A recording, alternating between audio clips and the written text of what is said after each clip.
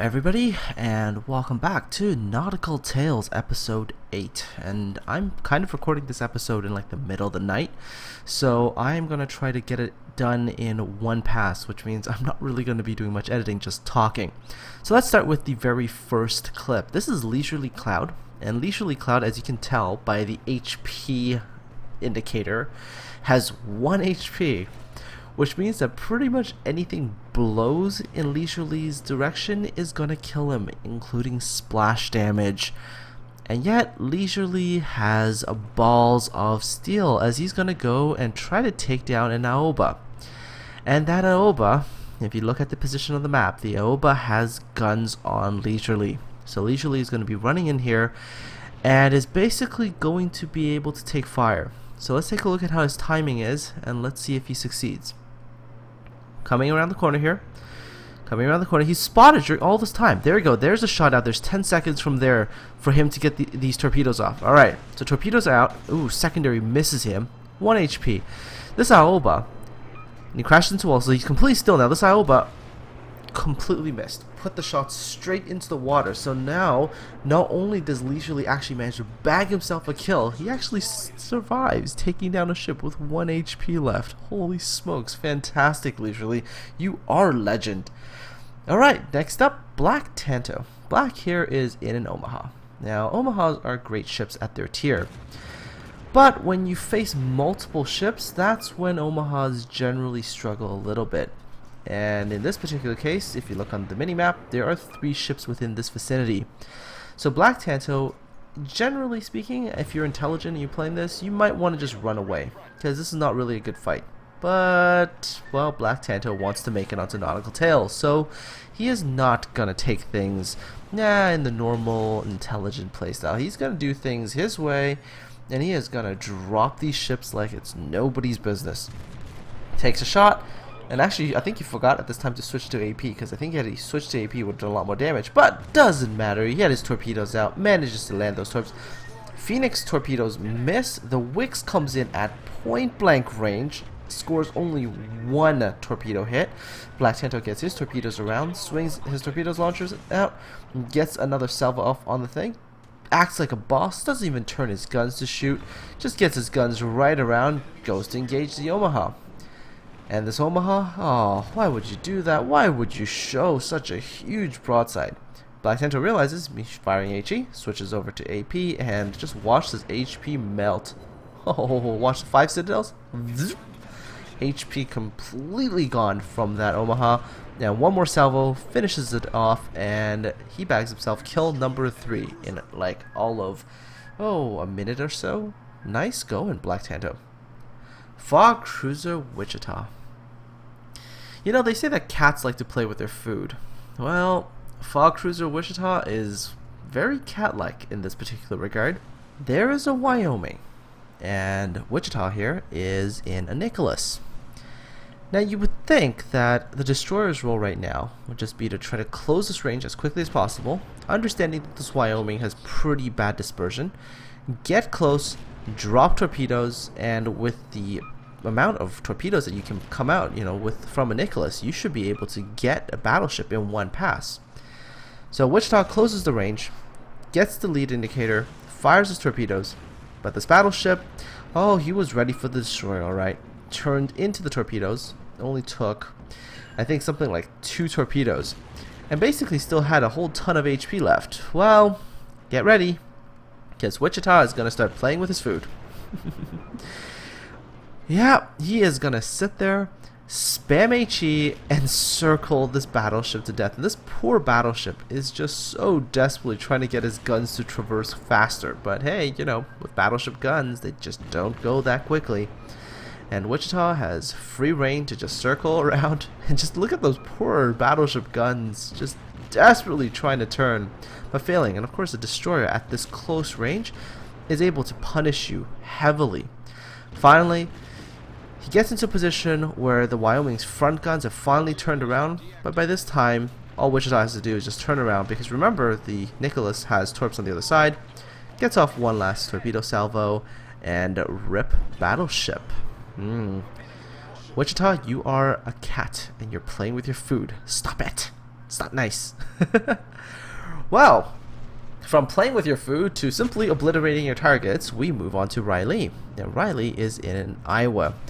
First salvo that Rylee fires goes into a nice Citadel area for that Nagato, bags himself a kill. But, come on, that would never make Nautical Tales. Yes, but the next part will make Nautical Tales. Because you see, there is an Iowa. And by the way, if you're in a high tier battleship game, don't show your broadside. You're gonna get wrecked. But of course, this Iowa over there never looked at the Captain's Academy videos about armor angling and citadels. Because he sits there and, oh yes, get ready. 5 Citadel hits, his HP disappears immediately, and like nanoseconds later, he eats a torpedo from a destroyer and disintegrates. Not wanting to be outdone, Kelorn in a Montana says, hey, hold on a second, I can do better than that. I am gonna make things actually go kaboom when I shoot at them. So what he does is, hey, look, there's an Amagi over there, 21,000 health, but I'm in a Montana and I can spit out 16-inch shells all day long. And of course, Kelorn lights up a shot, fires salvo number 1. And as you can see, Montana's just so many shells, bound to hit something, boom. No Citadel, 16,000 damage. That's the power of the Montana, at least when it is able to bring its full firepower to bear.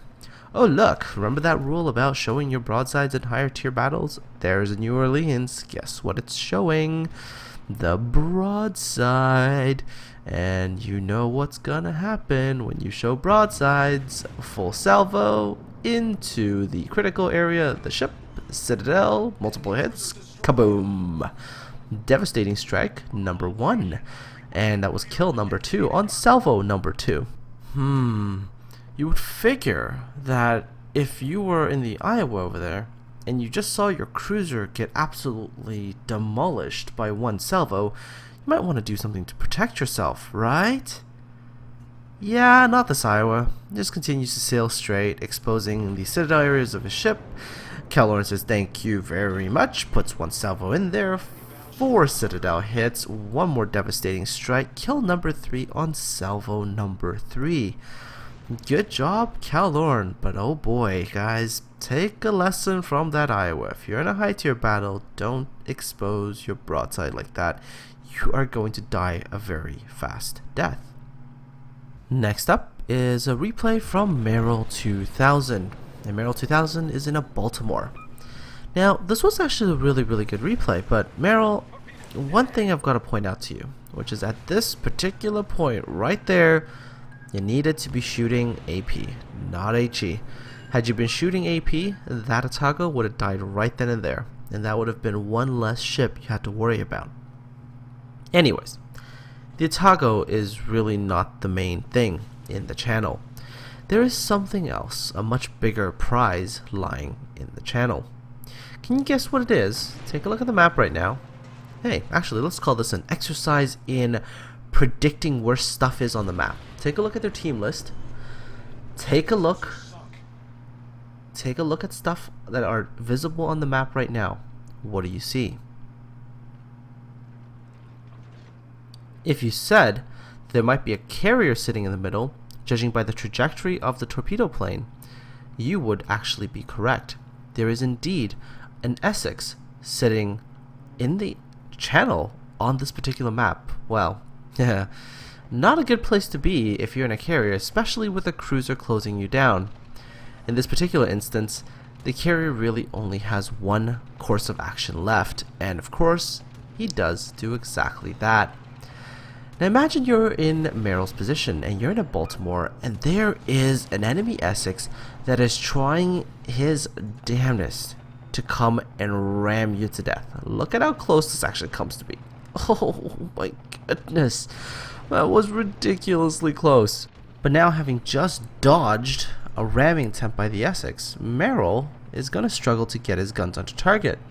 So this engagement between his Baltimore and that Essex is actually going to turn into a secondary duel. Because you see if you look at the positioning of Merrill's Baltimore, he's at such an awkward angle. The forward guns actually aren't usable. The only gun he's got usable is the rear guns. And there's only so much damage you're going to output from that rear gun alone. So the rest of it is all damage that's going to come from secondaries. The Essex also has secondaries, mind you. See, each salvo doesn't do that much damage. Also, again, Merrill had used AP, would have killed them much faster. Nevertheless, secondaries managed to do the job, finishes off the Essex, gets a close quarters expert medal. Congratulations, good stuff. Next up, a replay from Destroyer Harusame, and oh my goodness.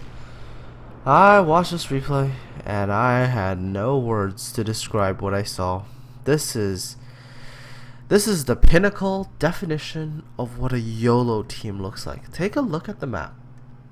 On the Two Brothers map, there are 4 cruisers trying to make a push right up the middle only 3 minutes into the game. That is suicidal. The destroyers on the enemy team haven't really gone anywhere. They're really close to the center still. They can just choke you off right at the exit and just dump torpedo after torpedo after torpedo into you. So this is just insane. This is just insane that the enemy team decided to do this. I could not believe this. I mean, were they trying to make it onto an episode of Nautical Tales, or was this actually an actual plan? If this was a plan, it reminds me of like Ryleejrotc. That's totally what it reminds me of, because just why would so many ships all try to push up the middle? I get 1 ship or 2 ships doing it, or even a division doing it because they're fed up with the game, they just want to have some fun, or they want to draw. But like, you will see, there's just so many ships in this particular instance who decided they needed to come up the middle. I'm like literally watching this replay, and all I see is like a pack of piranhas circling their prey. Because that, like, every single ship that's gonna come through that exit is gonna be met with a face full of torpedoes. Every single one of them, bar none. I mean, even though, mind you, Destroyer Harusame's team isn't exactly doing the greatest job of choking that off completely, and they could have done a much better job just by being closer to the exit, it is still just easy pickings. It's like shooting fish in a barrel. And yet, if you look at what's happening, the enemy ships keep coming.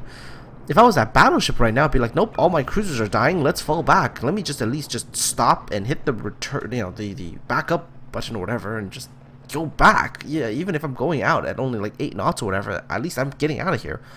Nope. YOLO. Every single one of them, without question. Lemming trains are a thing, and I know that. This is ultimate lemming train. Normally you see lemming trains, at least they're sort of like packed together and they're trying to fight. This is literally suicide. This is suicidal. Every single ship, every single battleship, cruiser, whatever, is gonna come up here and die. This entire clip, mind you, this entire clip from beginning to end, I think lasts something like just under 6 minutes. I think something like that. 6 minutes.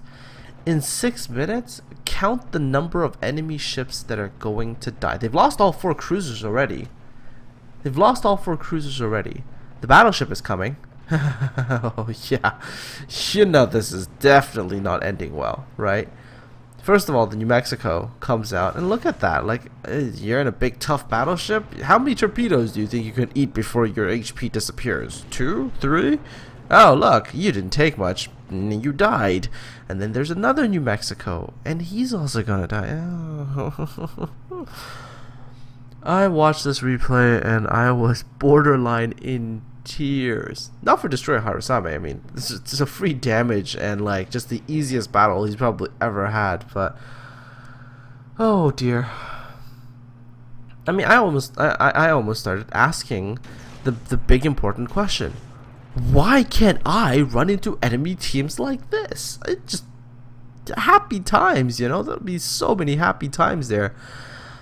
Yeah, last enemy, New Mexico, not Nagato. Oh, why did I nearly say Nagato? Yeah, it's too late at night. I'm derping around too much. Last New Mexico comes out, doesn't even really get to fire its guns, eats more torpedoes, and Destroyer Harusame is going to say, thank you, let me finish you off with my pew pew little DD guns. Dead battleship. Ay, if Iron Bottom Sound in Guadalcanal was supposed to be the graveyard of ships, just take a look at that map. Look at the number of gray icons right at the exit there. That is a ship graveyard, friends. That is a ship graveyard. Everybody went there. Everybody died. That entire channel should be officially called the Iron Bottom Sound of World of Warships, because so many ships are going to go there and so many ships are going to die. And yeah, that last Cleveland at the back, desperately trying to hold on, but well, guess what happens when there's larger enemy ships waiting for you right at the exit. Doesn't matter what you do, you're going to die. So Destroyer Harasami, thank you for sending me that replay. Still couldn't believe this. Next up, the right tanker. Oh, if the last one was bad, this one is that case of mistaken identity, and the case of mistaken identity being taken a little bit too far. Take a look at what Dozer's doing in his Kuma. He is firing off torpedoes into a spot where I'm thinking he's guessing that there will be enemy ships, but come on, really? So early on in this battle, there's not likely to be anything there. Not only that, but you don't exactly have the longest range torpedoes in the Kuma. I mean, sure, the range is decent, but it's not like amazing range. Oh, this Kuma doesn't learn anything. Torpedoes have already gone through that area, hit nothing. Fires another salvo. Oh, guess what's going to happen now? Dirt moment's coming. Yeah, Hatred in a Nicholas doesn't really realize that there are torpedoes coming for him from his friendly team. And apparently he thinks that he can shoot torpedoes too. Instead of dodging, which he could have perfectly dodged, you know, you're in a destroyer, he decided he wanted to shoot the torpedoes, completely fails there, and then runs into two of the torpedoes because he overcompensates. So, at this time, you would figure he'd be asking, who did it? Who shot those torpedoes at me? Nope. All he says is F, looks around him, and sees a right tanker in a destroyer. Figures, torpedoes, destroyer. Those torpedoes must have come from you, you mangy cur. Yep. Decides that he wants to TK. Hey, look, it's the beginning of the battle, and I took some random torpedoes. Must be this destroyer. Let's kill him. And then not only that, but then he dies to flooding because he doesn't know how to use a repair kit either. Oh boy. Riley sent me another replay. This is cool. This is a training room that he went in, and he found this little bug. Or apparently, if you were in a ranked battle, which only supports 7-on-7, and you go beyond the 7-on-7 player amount, like and you do like a 12-on-12, a bunch of people spawn randomly. And, well, one of the ships spawned in mid-air. And in this particular case, it was a carrier. I think it is time to say that the S.H.I.E.L.D. helicarrier is now confirmed for World of Warships. Don't y'all think? Yep, floating carrier. Look at that. It's like in midair. So elegant, so awesome. Oh yeah, and apparently you can't really shoot at it in midair. Oh, interesting thing. And finally, we're gonna end off with a bit of a laugh. And in this particular thing, you know, normally you have one laughing moment. You look at it and go, oh, that was funny. And there was like the one moment that this is funny. Well, in this one, there are three. There are three funny moments, and they're going to happen, and you will not believe how this works. First of all, take a look right over there at the edge of the map there. We just kind of missed it, but take a look again. See that Nagato over there? Yeah. Notice the Nagato appears to be border scrubbing. Yeah, he's not really border scrubbing. You'll see why in a second. Camera's still kind of shaky a little bit here, as you know, Harriaow.